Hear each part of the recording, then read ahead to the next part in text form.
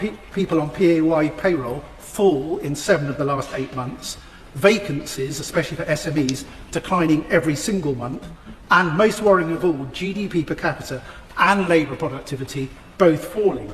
So can I ask the Minister how much more evidence the government needs before facing up to the fact that raising NICs is not only damaging the employment prospects of the so-called working person, but has effectively destroyed that much vaunted mission of delivering the fastest rate of economic growth in the G7?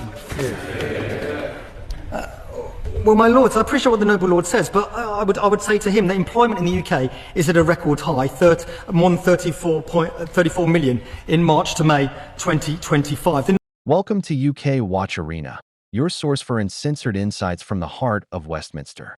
Today, we delve into an extraordinary session of the House of Lords, where the calm facade of parliamentary debate shattered, giving way to an eruption of fury. Peers from across the political spectrum unleashed a barrage of criticism against Rachel Reeves's controversial tax hike proposal. What began as a seemingly routine fiscal discussion quickly spiraled into a heated confrontation, with prominent lords accusing the shadow chancellor of reckless economic policies, dangerous short-termism, and a blatant disregard for the financial burdens placed upon hard-working families. This was no ordinary political joust. This was a full-blown, scathing parliamentary dressing down, a seismic event that threatens to undermine Labour's fiscal credibility at its very foundation. Regardless of your stance on the policy itself, the brutal exchange that unfolded is essential viewing for anyone seeking to understand the true state of British politics and the potential future of our economy. You simply cannot afford to miss the raw passion and cutting indictments that permeated the hallowed halls of the House of Lords. Before we dive deeper into this explosive clip, I have one small, yet crucial request. Please take a moment, right now, to hit that like button and subscribe to Britain Briefed. It costs you absolutely nothing, yet it is invaluable to us, enabling us to continue bringing you these hard-hitting stories, the unflinching analyses, and the crucial insights that truly matter from the heart of British power. Your support ensures we can keep delivering the unfiltered truth directly to you. Now, let's witness this explosive parliamentary moment. A distinguished peer rose, his voice laced with concern. My lords, since the Chancellor announced £25 billion hike in employers' national insurance, we have observed a troubling trend. The number of people on PAYE payroll has fallen in 7 of the last 8 months. Vacancies, particularly in key sectors, have been declining every single month.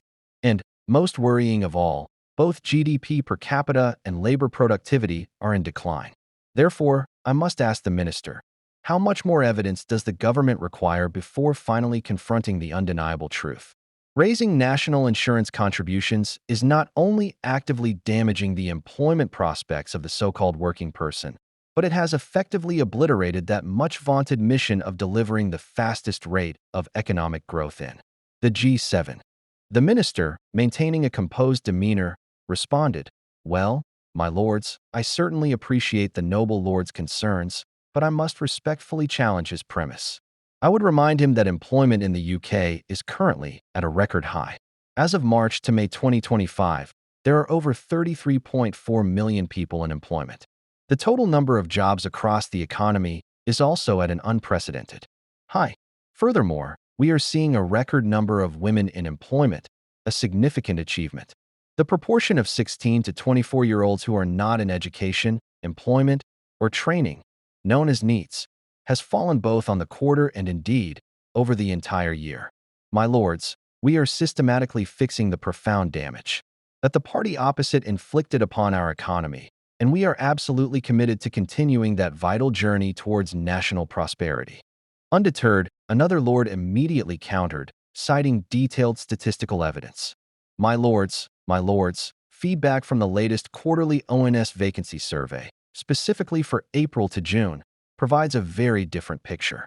It strongly suggests that a significant number of firms are actively choosing not to recruit new workers, and equally concerning, are not replacing workers who have left. Moreover, growth decreased in 14 out of the 18 industry sectors surveyed.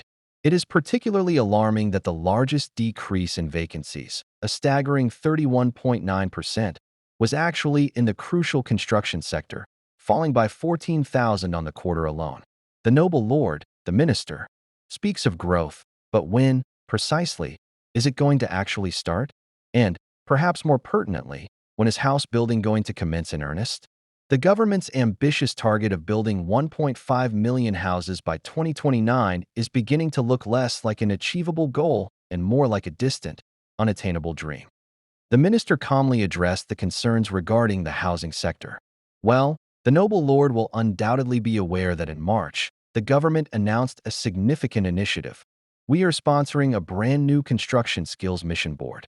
This board has already convened its first meeting, and its primary objective is to ensure that employers are empowered to work collaboratively to secure the skilled workforce they desperately need to meet future demand.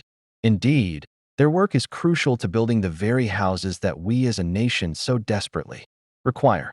We, as a department, are working exceptionally closely with the Ministry of Housing, Communities and Local Government, and indeed, across the entire government, to robustly support the delivery of the government's commitment to build 1.5 million homes within this parliamentary term. This is a monumental task, and I should also add that we are simultaneously introducing new foundation apprenticeships. These apprenticeships will be underpinned by a direct employer incentive payment specifically designed to contribute to the extra costs associated with supporting someone at the very beginning of their career. So, whether it is about equipping young people to enter the construction workforce, or indeed, ensuring the physical delivery of the housing we need, I assure the noble lord that we have a comprehensive plan, and we are working tirelessly to execute it. The lord's palpable fury resonated through the chamber, raising serious alarms about the direction Labor is seemingly steering the economy under Rachel Reeves. With a general election now firmly on the horizon, these debates transcend mere parliamentary theater. They are, in essence, a critical warning shot fired directly at the electorate, urging voters to consider the profound implications of these proposed fiscal policies. If you found that exchange as shocking and as profoundly insightful as we did, and if you believe that transparency and truth in political reporting are paramount, then please do not forget to like this video and subscribe to UK Watch Arena. Your continued support allows us to bring you more unvarnished, no-nonsense coverage, delivered straight from the very heart of Westminster.